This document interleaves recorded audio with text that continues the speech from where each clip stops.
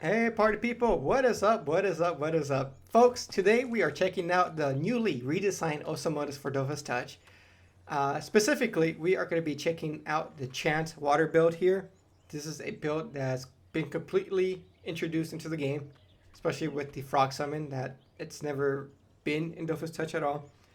For the equipment, I just have regular Possess set mixed with a Monkey set. Nothing crazy, nothing fancy.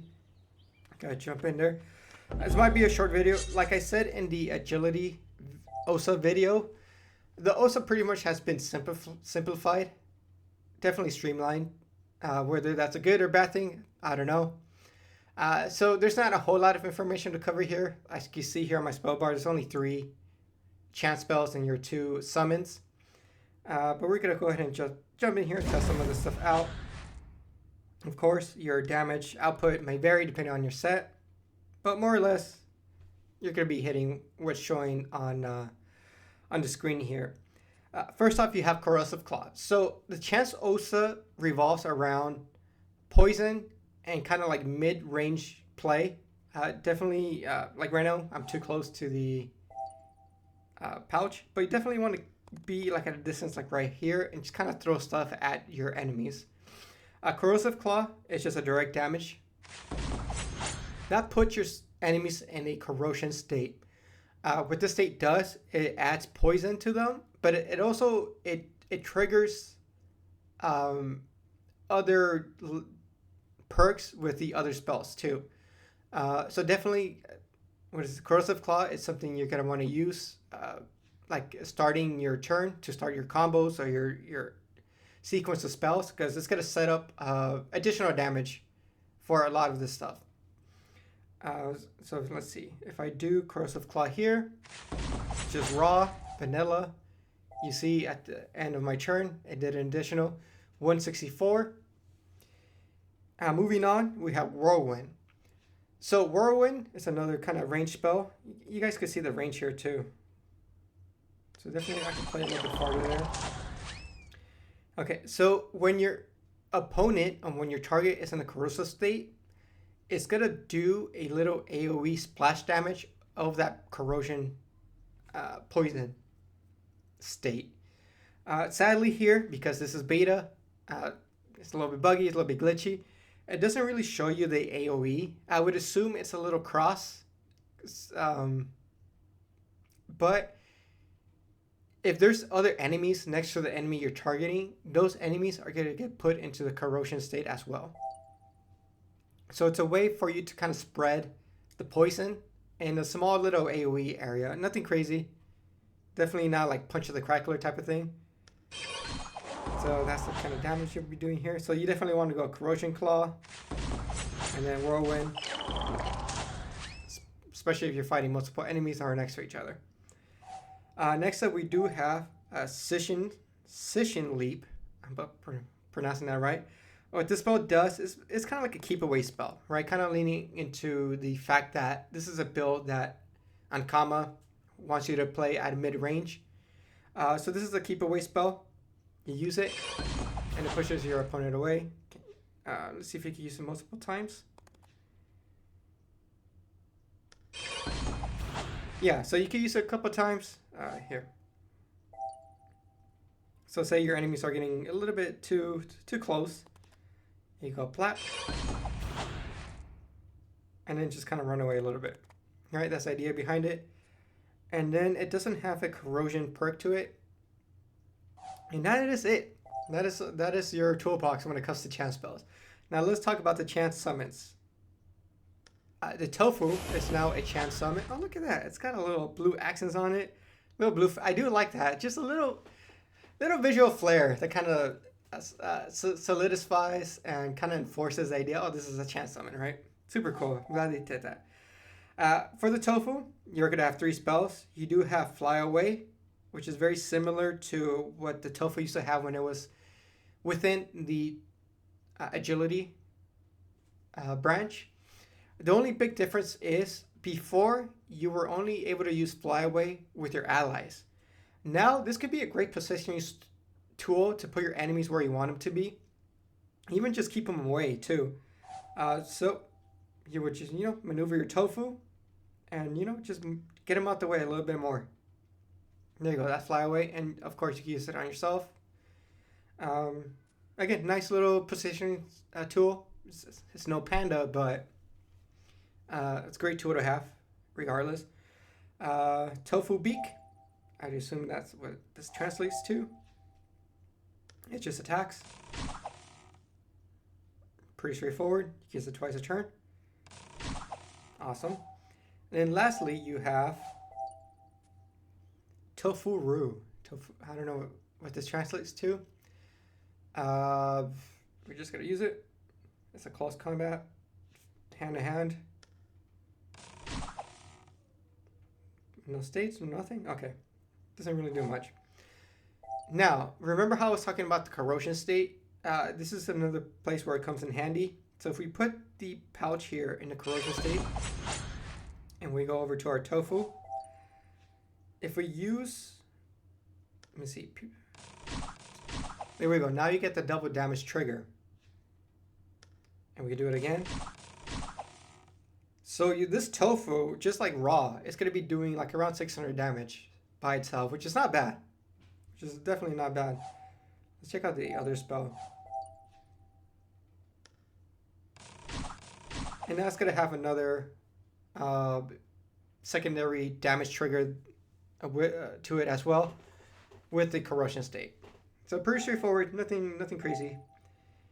Next up, we are going to check out the frog, which I did state this is the first time we see the frog within Dofus Touch, which is super cool. Even though, luckily, we didn't get the frog transformation. Frog, little splash. Let's kind of move that into position there.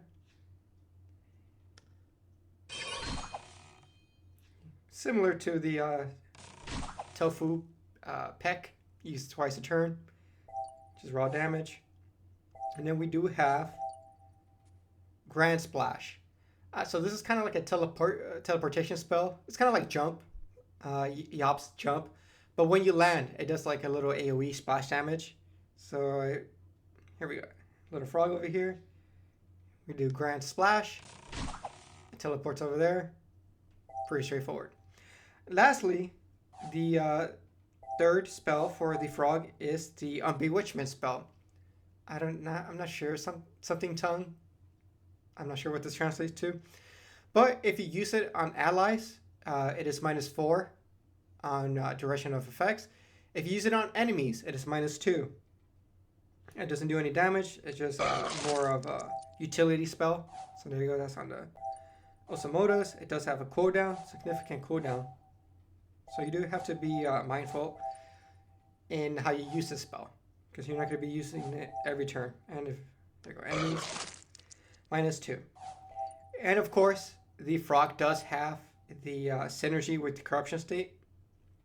So if we go here with the corrupted claw, corrosive claw. Okay. And then we can hit the pouch. There we go, double trigger. Double trigger, and then lastly, the other spell here. Grand Splash. Double trigger. So that's the perk you're getting out of the corrosive claw. Definitely something you want to use at the beginning of your turn. And that is it, folks. That is it when it comes to that. One last thing, I did talk about how some of these support spells do have an affinity for certain elemental branches. In this case, you're going to be looking at feline movement. When you're in the celestial form, it's going to add the unlockable state to that target. So speaking of celestial form, let's go ahead and transform ourselves here by sacrificing a chance summon. Let's go ahead and take that Tofu. And there we go. Look at this majestic bird chicken lady here. I do like the blue accents. So super cool. So this is the form you'll be taking on, known as the celestial form. In this form, of course, you get perks to your spells, but you do get locked out of your summon special skill. So you will get locked out of your I think it's a little bit buggy here. I would assume you get locked out of Flyaway. And for the frog, you're going to get locked out of using the Bewitchment spell. So keep that in mind. Other than that, when you're in this form, if you use Corrosive Claw, it no longer requires line of sight, which is super cool. Like, again, you could keep away here, you can hide behind walls, you know, and just kind of throw the spell out. And, you know, and let your summons kind of do like the rough and dirty combat over there.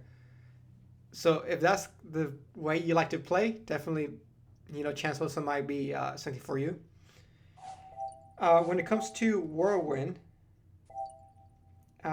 if you are in this form, and let me see, if you're in this form, and the target has to be in corruption state, corrosive state. If you use Whirlwind, oh, there we go. You see that AoE? It's gonna spread that corrosion state within that AoE. So this is a way for you to like mass corrode a lot of enemies at the same time. And that's the perk you get out of it. For Caesar Leap, again, it kind of leans more heavily into the keep away thing.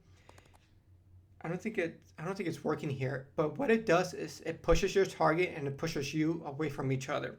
So it further increases that gap between you and your enemy.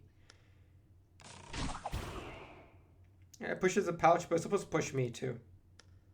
So if you like keep away gameplay, if you want your summons to do most of the fighting, and you just chill in the back, just doing your thing, because again, this, like even this spell here, doesn't have a lot of range, right? This push away spell, this one does, and Whirlwind does. When somebody gets up close, you definitely want to use the sleeping spell. And that is it, folks. That is it. I mean, we could check out the damage output, like say on the Tofu, maybe. So if we do fangs on it, we got that. We do corrosive. And then we make the Tofu. Let me see. Let's go into animal form. Let's make it unlockable. Let's give it some health.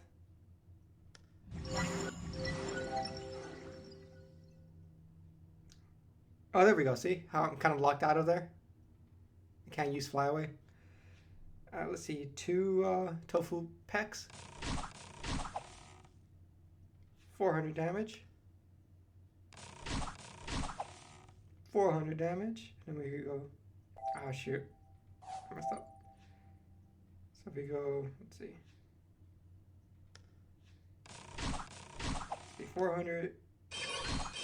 Get that crit. 500 on a crit. That's a lot of damage coming out from the Tofu. That is a lot of damage. On top of your own damage, right? And then you could go like this. Corrosive. And of course, then you have your frog. You're still going to be pushing a lot of damage. Despite how simple, like, just design-wise, the Oso became, you're still going to be outputting a lot of damage. Assuming you play your summons correctly, right? Because something I talked about in the agility build is like your summons, they're going to be getting killed. So you do have to be really mindful in summoning them and keeping them safe. Obviously, Tofu is going to be really easy because it does have an MP. It can hit and run. But when it comes to the frog, it still has different MP, and especially if you feline movement,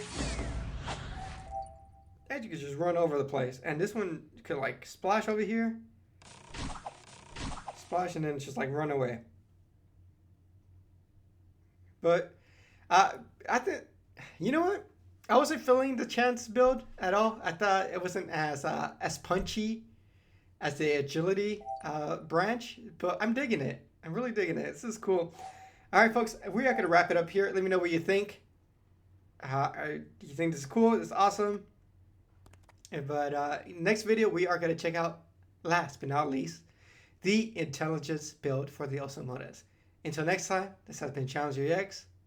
Take care of yourself and peace.